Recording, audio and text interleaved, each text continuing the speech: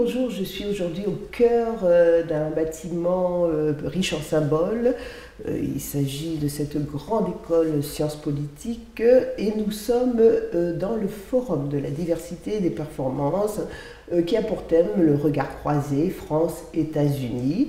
J'ai en ma présence aujourd'hui Monsieur Christian Margaria, excusez-moi. Je vous en prie. Bonjour. Bonjour. Qui est conseiller spécial à la formation et à l'enseignement supérieur au sein du ministère, du Premier ministère, commissariat à la diversité et à l'égalité des chances. Donc j'ai vraiment la personne de choix pour donner quelques indications sur la notion de diversité. Tout à l'heure, on vous a entendu intervenir très promptement justement sur la question de la diversité entre la France et les États-Unis. On sait qu'aux États-Unis, c'est acquis, c'est une terre d'accueil, il y a un melting pot, un mélange qui s'est fait de toute évidence. Est-ce que ce n'est pas justement ce regard-là qu'en France, nous devrions avoir pour aborder la diversité, car on sait, comme tout le monde, que parfois il y a des connotations ethniques, alors que la diversité n'est pas que ça, en fait, c'est tout un ensemble. Exactement. Non, deux éléments. Premier élément, c'est effectivement la diversité, c'est pas uniquement lié à une diversité ethno-raciale, c'est toutes les formes de diversité, je dirais même d'altérité qui sont intéressantes, c'est éviter que nous soyons des clones les uns les autres, mais que chacun puisse apporter son histoire, son passé, sa culture, sa richesse, pour développer une richesse culturelle. Et donc la diversité ethno-raciale est intéressante, la diversité sociale est intéressante, la diversité géographique, la diversité suivant les genres. On a travaillé quelques minutes ce matin sur la différence de comportement filles-garçons devant l'enseignement supérieur ou hommes-femmes dans les entreprises. C'est bien toutes les formes de diversité qui sont intéressantes et importantes. Premier élément. Deuxième élément, je crois que l'avantage qu'ont les États-Unis par rapport à la France sur ce sujet-là, c'est que la diversité outre-Atlantique est devenue quelque chose de fondamental, de clair, de clairement affiché dans la réglementation et que personne ne se pose de questions, alors qu'en France on confond trop souvent, me semble-t-il, les deux significations du terme égalité. On se dit, à partir du moment où il y a une égalité de droit, le travail est terminé. Or, je suis désolé, dans notre Constitution, quand on parle d'égalité, c'est une égalité en termes d'obligation de résultat qui est indiquée, et comme l'on sait bien que la course ne se fait pas de la même façon pour les différents individus en fonction de leur histoire et de leur passé, bien, ce qu'il faut mettre en évidence, c'est la notion d'équité, c'est-à-dire de donner plus à ceux qui en ont le plus besoin pour obtenir une égalité de résultat et ne pas se cacher derrière une égalité obligation de moyens.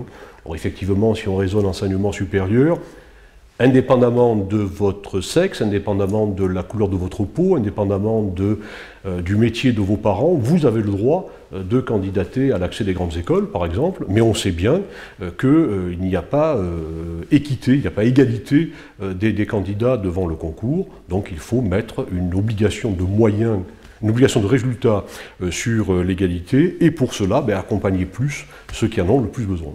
Alors justement, vous faites allusion aux grandes écoles, donc si on redescend la pyramide, je prends vraiment ce symbole parce que je le trouve très à propos, et qu'on arrive au stade universitaire, est-ce que justement la disparité ne se fait pas aussi à ce niveau-là? On sait que pas mal de précarité existe au sein des universités. Exactement, j'ai dit tout à l'heure, et je vais le redévelopper, que les problèmes de discrimination commencent très très tôt dans notre enseignement, et je ne parle pas d'enseignement supérieur, je parle de toute la chaîne éducative. Les taux de réussite au baccalauréat sont assez fondamentalement différents suivant que l'on est fils de cadre ou cadre supérieur ou que l'on est enfant d'ouvrier. Très simple, très schématiquement, 90% des enfants de cadre et cadre supérieur obtiennent le baccalauréat, alors que ce n'est que 50% pour les enfants d'ouvriers. Et puis, on pourrait segmenter sur les différents types de baccalauréat, puisque dans le baccalauréat général, il y a 2 fois plus d'enfants de catégories socioprofessionnelles favorisées que dans le baccalauréat technologique, où il y a là encore 2 fois plus que dans le baccalauréat professionnel. Et globalement, les premières formes de discrimination que l'on peut mesurer se font dès l'école élémentaire, à l'entrée en cours préparatoire, passez-moi l'expression, mais une partie des carottes sont déjà cuites. Ça, c'est un premier élément à avoir en tête. Un deuxième élément à avoir en tête, c'est que si on raisonne en termes de diversité sociale, cette fois, il n'y a pas de différence notable entre les deux systèmes de renseignement supérieur que sont les universités et les grandes écoles. Les écoles d'ingénieurs ont 20% de boursiers du supérieur en moyenne, les écoles de gestion un peu moins, 10% du fait que la majorité d'entre elles sont des écoles privées et donc à frais de scolarité importants. Et à l'université, on est bien à 30% de boursiers dans son ensemble, mais si on segmente, en n'oubliant pas que les IUT, 40% de boursiers, font partie des universités, et puis d'autre part en séparant le cycle licence, donc Bac plus 1, Bac plus 2, Bac plus 3, et le cycle master, Bac plus 4, Bac plus 5, dans le cycle master, il y a 20,2% de boursiers du supérieur. Or, c'est bien au niveau master, au niveau Bac plus 5, qu'il faut établir la comparaison entre les universités et les grandes écoles. Donc ce n'est pas un problème de filière du supérieur, ce n'est même pas un problème du supérieur, c'est un problème de l'intégralité de notre chaîne éducative. Une fois que j'ai dit ça, ce n'est pas pour autant que j'exonère l'enseignement supérieur de son rôle et de l'impact qu'il peut avoir sur le sujet, parce que l'enseignement supérieur est prescripteur d'orientation et vraiment, j'allais dire, sous la loupe et peut donner des orientations intéressantes pour l'ensemble de la collectivité.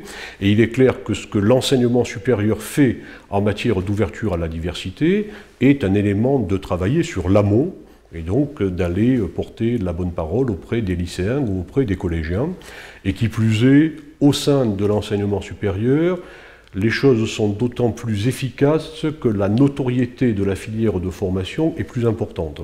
Or, en France, là aussi on peut reprendre la comparaison par rapport aux USA, en France, la filière de formation qui a la plus grande notoriété, c'est la filière grande école, alors qu'aux US ou au Royaume-Uni, les filières de plus grande notoriété sont les filières universitaires. Oxford, Cambridge, Harvard sont des universités, et que donc c'est bien pour ça que les grandes écoles en France doivent être encore plus en première ligne que les universités, d'une part, et qu'au sein même des grandes écoles, celles qui ont une notoriété très importante devraient encore plus montrer l'exemple. Et je reprends ce que j'ai dit tout à l'heure, le jour où l'école polytechnique ou HEC intégreront une grande quantité de bacheliers d'origine technologique, je suis absolument certain que toutes les écoles d'ingénieurs d'un côté, toutes les écoles de gestion de l'autre, découvriront que ces candidats-là sont très intéressants pour l'enseignement supérieur. Alors, justement, en termes de performance, vous parliez tout à l'heure de société, de construction de la société. Donc il s'avère aussi que les personnes nées des filiales techniques, les personnes non issues de cursus universitaires sont en fait une constituante de cette diversité et sont aussi à part entière des performances dans leur domaine d'activité. Donc est-ce que vous pensez que d'un point de vue de l'éducation des Français et des gens aussi issus des diversités, il ne serait pas intéressant de se reposer les bonnes questions, de les reformuler quant à se dire est-ce que la performance réside dans l'obtention du diplôme ou dans l'obtention d'arriver aux grandes écoles, ou elle réside plutôt dans la capacité de faire bien son métier à la base, quel qu'il soit. Je crois que d'une part, vous avez totalement raison sur le fait que la performance, ce n'est pas lié à la réussite dans un cursus de formation quel qu'il soit, mais pourrait se mesurer dans le différentiel de compétences entre ce pourquoi on était soi-disant prédestiné et ce que l'on a réussi à faire. Il y a des gens pour lesquels, je veux dire, ils intègrent une grande école sans vraiment d'effort social particulier, alors que d'autres, réussir à avoir déjà un baccalauréat, c'est déjà un progrès et une prouesse par rapport à leur milieu d'origine. Donc ça, on devrait l'avoir en tête. On devrait aussi avoir en tête le fait que de modifier la reconnaissance sociale que l'on apporte sur les différentes filières professionnelles. Je ne vois pas pourquoi le fait que je sois diplômé de l'enseignement supérieur, le fait que j'ai été en position de direction générale d'établissement d'enseignement supérieur m'accorde une meilleure légitimité sociale que celle dont dispose mon mécanicien automobile, alors que lui sait réparer ma voiture et que moi je ne sais même pas ouvrir le capot moteur correspondant. Je crois qu'il faut... on a tous les deux une utilité économique et sociale, il faudrait que la reconnaissance sociale soit plus fondée sur l'utilité que sur la différence des parcours. Et une fois, si on arrivait effectivement à faire cela, bien on pourrait revaloriser les différentes filières professionnelles auprès des collégiens ou des lycéens pour que chacun s'oriente dans un parcours qui lui convient. Donc, revaloriser les métiers. Hein. Revaloriser les métiers de façon à ce que chacun puisse s'orienter dans la filière professionnelle qui lui convient et en étant uniquement orienté selon ses talents, d'une part, et uniquement selon ses talents, pas suivant son genre, son sexe, sa couleur de peau ou son quartier de résidence, et d'autre part suivant ses envies fondamentales. Bien sûr, fondamentales, j'entends. Alors, diversité et performance pour la conscience collective, vous serez d'accord comme moi de prôner l'ouverture. Je crois que fondamentalement et viscéralement, la diversité, sous toutes ses formes, est une source de richesse collective. Quand on prend deux personnes rigoureusement identiques et qu'on les met devant un problème, le fait qu'ils soient deux n'apporte rigoureusement rien par rapport à la résolution du problème. Quand nous sommes capables d'accepter l'altérité et de la mettre en ordre de marche, ben à ce moment-là, nous sommes capables d'une meilleure créativité, d'une meilleure productivité, d'une meilleure capacité d'analyse du problème et de prise de décision. Tout simplement parce que quand on veut faire preuve de créativité, il faut que l'on sorte un petit peu des champs dans lesquels on a été prédisposé, et que le fait de travailler avec d'autres, bien effectivement, ça donne des résultats très intéressants. Mais ça signifie clairement qu'il ne faut pas, j'allais dire, admettre l'altérité au sens où l'autre a le droit d'être à côté de moi. Il faut admettre l'altérité de façon bien plus profonde que ça, en disant le fait que nous soyons différents va nous permettre d'être plus efficaces, et donc il faut que l'on apprenne à travailler ensemble et à créer de la valeur ensemble. C'est l'exemple que je prenais tout à l'heure sur la parité dans l'enseignement secondaire. Oui, effectivement, nos écoles sont mixtes, filles-garçons.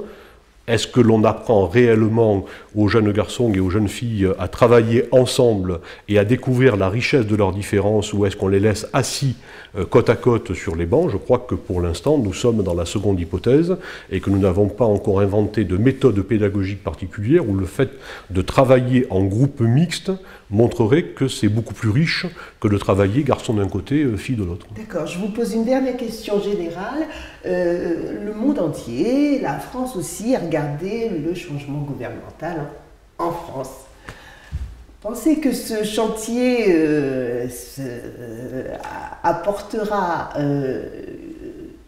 une priorité à intégrer, je prends vraiment le terme, à intégrer la diversité par contre au sens large pour faire valoir la compétence de la France dans sa globalité, tournée vers le monde avec l'ouverture qui se veut aujourd'hui être quand même internationale dans les chantiers. Est-ce que vous pouvez, pour les Canal 3 Monde, nous donner un indice majeur là-dessus? Un indice majeur, peut-être pas. Je veux. Un indice majeur, peut-être pas, mais vous donnez quelques réflexions sur le sujet, oui certainement. Je crois que, d'une part, je viens de le dire, ce n'est qu'en n'ayant suffisamment intégré les différentes formes de diversité comme étant une richesse que l'on arrêtera même de parler de la diversité parce qu'elle sera complètement intégrée dans notre mode de travail, notre mode de pensée. Premier élément. D'autre part, j'ai dit que c'était un élément, si c'était correctement canalisé, de richesse collective, de créativité, donc de productivité, donc d'efficacité sur la scène internationale. Troisième élément, il ne faut pas travailler dans le monde de la diversité uniquement pour des raisons sociales ou sociétales, en se disant on ne peut pas ne pas s'intéresser aux gamins des banlieues, on ne peut pas ne pas travailler pour nos concitoyens en situation de handicap, and so on, mais il faut aussi avoir en tête des éléments macroéconomiques. Le processus de Lisbonne, dans le cadre de l'harmonisation européenne, a dit que chacun des pays devait amener 50% d'une classe d'âge au niveau de l'enseignement supérieur. En France, nous sommes à 42%. Nous avons 2 millions d'étudiants, 42% d'une classe d'âge. Si nous voulons passer à 50%, il faut que l'on passe à 2 400 000. Donc il y a 400 000 étudiants de plus à avoir en parc, en stock, dans l'enseignement supérieur, et il est clair que ce n'est pas sur les viviers amont habituels qu'on va les trouver, puisque, pour faire simple, tout bachelier S intègre l'enseignement supérieur, donc il faut aller s'intéresser aux filières technologiques, qui sont d'une part plus socialement ouvertes, qui intègrent moins l'enseignement supérieur, qui ont des compétences différentes tout à fait intéressantes pour le monde de l'entreprise. Il faut aller chercher nos concitoyens en situation de handicap qui, en général, ne pensent pas au fait que l'enseignement supérieur leur est aussi ouvert et qu'ils ont les capacités de l'intégrer et d'en sortir avec un emploi. Il faut aller s'intéresser aux jeunes filles, parce que quand elles intègrent l'enseignement supérieur, elles partent plus facilement dans des secteurs liés aux sciences du langage ou aux sciences de la vie que dans le secteur des sciences et techniques. Donc une raison sociétale, claire, mais aussi une raison macroéconomique et d'efficacité sur la scène internationale. Il y a des a priori sexistes quand vous dites que les filiales femmes sont beaucoup plus orientées systématiquement, ou vous pensez que c'est un état d'esprit, de mentalité Je crois que c'est un problème de mentalité collective et que nous sommes tous soumis à un certain nombre de stéréotypes qui sont clairement, profondément ancrés dans notre société. Je vais en prendre deux exemples très concrets. Quand vous avez un noir qui est en train de conduire une voiture, on pense qu'il attend le blanc qui lui est en rendez-vous à la préfecture et on ne pense pas que cette personne-là elle-même peut être invitée du préfet. Quand vous avez une chirurgienne accompagnée d'un infirmier qui rentre dans une salle d'hôpital pour voir les malades, eh bien naturellement les malades vont s'adresser à l'homme, donc à l'infirmier, en considérant que le médecin c'est lui et pas la femme qui l'accompagne. Tout ça c'est pas dans nos gènes, mais clairement dans des stéréotypes que nous portons tous en nous, et le simple fait déjà de le savoir permet de commencer à s'en affranchir. La transformation et le changement, je dirais. Je vous remercie en tout cas infiniment, Monsieur Christian Margaria, d'avoir fait le choix de Canal 3 Monde pour nous donner plus d'indices comme ça sur votre vision de la diversité des performances. Merci de m'avoir reçu. Merci encore, et quant à nous, chers téléspectateurs, on se retrouve bientôt et pensons ensemble à la question de la diversité. Je crois qu'on est tous capables de faire un grand pas en avant pour les bonnes choses, en tout cas pour le monde. À très bientôt.